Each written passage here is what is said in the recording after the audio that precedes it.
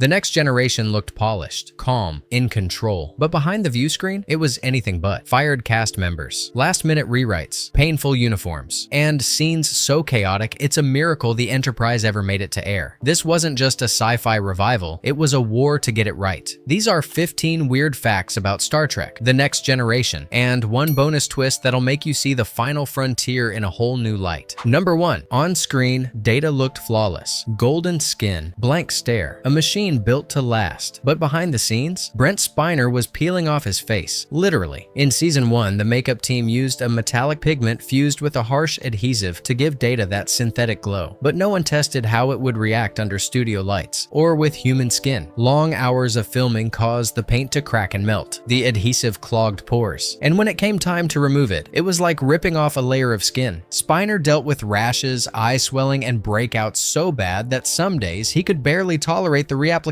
Crew members tried everything. Barrier creams, quick fixes, but nothing worked. And yet, he never complained. While the world saw a cold, emotionless android, Brent Spiner was pushing through every scene with silent grit. He once joked that he felt less like a sci-fi icon and more like a test subject. And that's the price of perfection. Because sometimes, looking like the future means suffering through it first. Number 2. Jean-Luc Picard, the voice of reason, the soul of the Enterprise, the bald legend of sci-fi. But when Patrick Stewart first walked into his audition, he was wearing a cheap wig, not by choice. Paramount executives in the 1980s couldn't imagine a bald man leading a space franchise. They thought audiences needed hair to trust a hero. So, Stewart, a classically trained Shakespearean actor, had a toupee flown in from London. It didn't help. Casting director Junie Lowry Johnson later called it a dead animal on his head. But Stewart's delivery cut through everything. Strong, sharp, unshakable. Everyone in the room knew this man was the captain. Even so, Gene Roddenberry resisted. He wanted someone younger, more Hollywood, with hair. But as filming approached, the wig came off, and the doubts faded. Stewart's raw power didn't need styling. His intellect, his command, his quiet authority, that's what shaped the show. And in the end, that discarded wig became a symbol of what Star Trek always stood for: truth over image. Because sometimes, the boldest choice is just being yourself. Number 3. That signature move. Dr. Pulaski's being shown to her quarters. We're ready to get underway.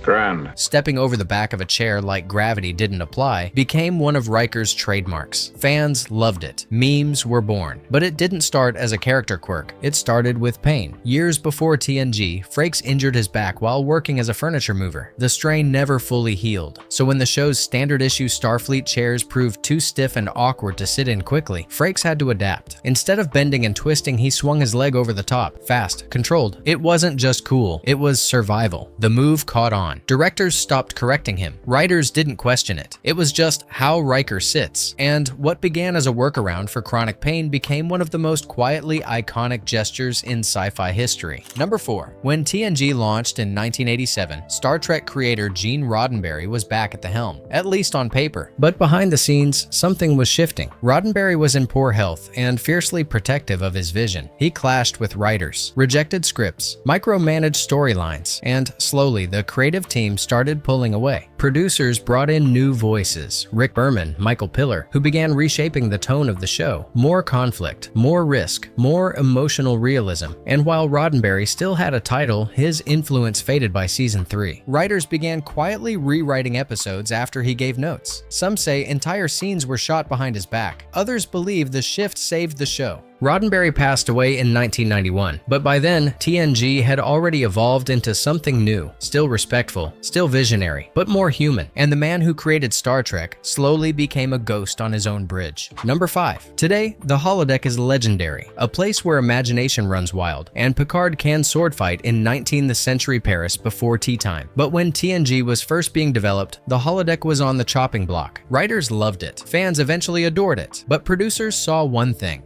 budget. Simulating alternate realities inside an already expensive sci-fi show? Not practical. Building costumes and sets for imaginary adventures inside the ship seemed ridiculous to studio accountants. And after the holodeck's debut in The Big Goodbye, execs nearly pulled the plug. They thought it was confusing, visually inconsistent, and didn't serve the story. But the writers pushed back hard. They argued it was more than a gimmick. It was a narrative portal, a way to explore fear, fantasy, grief, and growth. And slowly, the holodeck earned its place. By the time The Inner Light and Ship in a Bottle aired, it was clear the holodeck wasn't just a sci-fi toy. It was Star Trek's most powerful metaphor, showing us that sometimes reality isn't where the real story is. Number 6. Worf was a background character, a curiosity, a Klingon in a red uniform who barely spoke in the pilot. And in early drafts of Season 1, he didn't survive it. Writers considered killing Worf off just a few episodes in. His character was seen as expendable, a symbol, not a story. He was supposed to die in a random security breach. That was it. But something changed. Michael Dorn brought a quiet weight to the role, a mix of pride and restraint. He stood out even without lines. Fans noticed. Writers noticed. Slowly, they gave him more. A line here, a mission there. Then a family history, then a code of honor, then an entire cultural mythology. By Season 3, Worf had become essential. By Deep Space Nine, he was a cornerstone. And that expendable extra, he became Star Trek's longest-running character. I am Warf,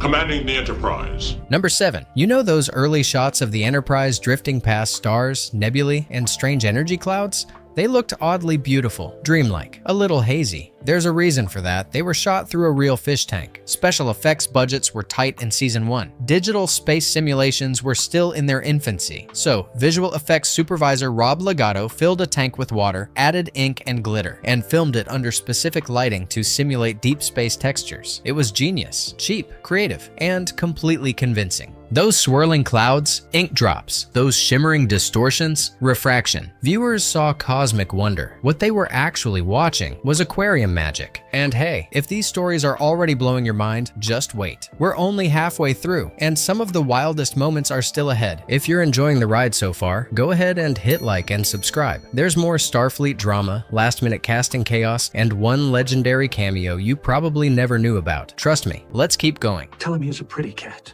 And a good cat. I will feed him. Number 8. Before cameras rolled on the pilot, casting for TNG was still in flux, and at one point the showrunners made a bold proposal: swap Deanna Troi and Tasha Yar. Originally, Marina Sirtis was cast as the no-nonsense security officer. Denise Crosby was meant to play the empathic counselor, but producers realized something wasn't clicking. Sirtis had an emotional depth, a quiet intensity. Crosby had steel, commanding, direct, physical. So they flipped the roles. The change was made just 2 days before filming began. Uniforms were swapped, backstories adjusted, and the show locked into place. It was a gamble, but it worked. And for better or worse, that decision helped define both characters for years to come. Number 9. Those sleek Starfleet uniforms in Seasons 1 and 2. The ones that looked like futuristic wetsuits? They were a nightmare. Made from a spandex blend and cut a size too small, the uniforms were meant to look smooth and wrinkle-free, but they compressed the actors' backs, shoulders, and rib cages. Patrick Stewart developed nerve pain. Jonathan Frakes needed chiropractic help between scenes. The cast begged for a change. Costumers resisted. Until, finally by Season 3, the uniforms were redesigned with wool and two-piece construction. But for 2 whole seasons, the future looked sharp and felt like a vice. Number 10. Gates McFadden played Dr. Beverly Crusher with warmth and quiet strength. But after Season 1, she disappeared, replaced by a colder, more rigid character, Dr. Pulaski. Why? Behind the scenes, McFadden clashed with producers. She questioned how female characters were being written, especially Troi. She pushed back, and they let her go. But fans noticed. Letters poured in, and quietly, cast members like Patrick Stewart voiced their support. By Season 3, the pressure worked. Crusher was brought back, and her return wasn't just a casting reversal. It was proof that fans, when united, could change the course of the Enterprise itself. Number 11. The iconic whoosh of Enterprise doors opening. It's one of the most recognizable sounds in all of sci-fi, but on set, the doors were dead silent. Worse than that, they were awkward, controlled off camera by stagehands pulling ropes or flipping switches. The timing was often off. Actors would walk toward a closed door and hope it opened on cue. If not, faceplant. To fix it, Foley artists stepped in. They layered in the futuristic hiss and glide during post-production. The sound was custom-built from pressurized air blasts and metallic swipes. What became a symbol of Star Trek's sleek future was really just some guy off set, dragging sheet metal and blowing into a tube. Number 12. You'd never know it from the finished product, but some of TNG's most memorable episodes were created in pure panic. The writer's room was chaotic. Ideas were pitched, scrapped, and rewritten fast. Episodes like The Bonding and The Offspring were written in under 48 hours. Entire plots were broken, scripted, and sent to production with almost no time to breathe. Scripts were handed off while actors were still in makeup. Scenes were rewritten during filming. Dialogue changed between takes, and yet they pulled it off. It's a testament to the talent of the writing team and the pressure cooker that was weekly network television, because sometimes Starfleet-level discipline happened with no time and no sleep.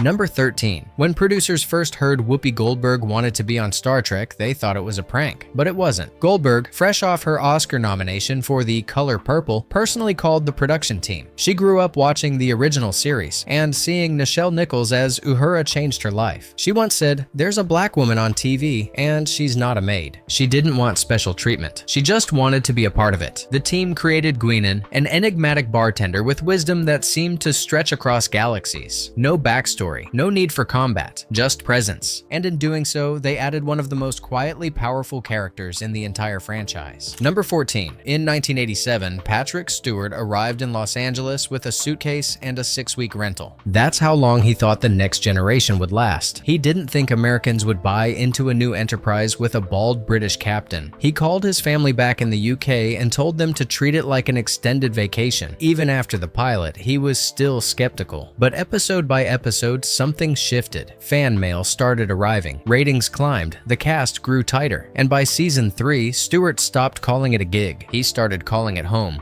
Number 15. Jonathan Frakes wasn't just Riker. He was also behind the camera for some of TNG's most legendary stories. After shadowing directors and learning the craft during early seasons, Frakes made his directorial debut with The Offspring. It was a bold, emotional story, and fans loved it. From there, he directed classics like Cause and Effect and The Drumhead, episodes that challenged the boundaries of time, ethics, and identity. Frakes became so trusted that he later directed First Contact, considered by many to be the best Star Trek film since Wrath of Khan. Not bad for a guy who got the job because he could sit in a chair weird. Bonus fact: fans loved Spot, the orange tabby who brought an odd warmth to the cold logic of Data. But behind the scenes, Spot was chaos. Multiple cats played Spot across the seasons. Why? Because none of them would behave. One refused to stay on its mark. Another scratched Brent Spiner so badly he needed makeup to cover the welts. Spiner himself was famously not a cat person. He joked that working with Spot was harder than working with any human on set. To make scenes work, directors used fish oil on Brent's fingers, toys taped to cameras,